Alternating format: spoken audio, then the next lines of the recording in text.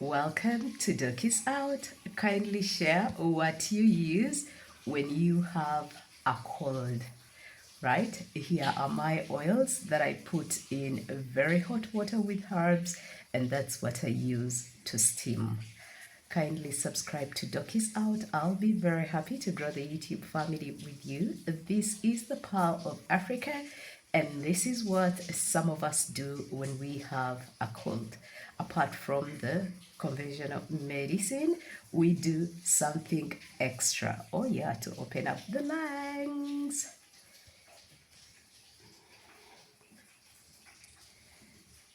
These are the oils that I use.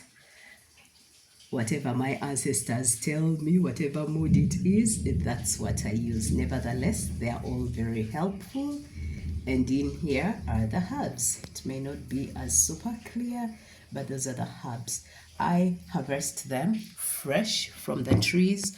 We have a guava tree at our house, mango tree, planted several plants of leaf of life. So just wash them, put them in a pan, boil, and use to steam. Okay, good people, allow me to sign out.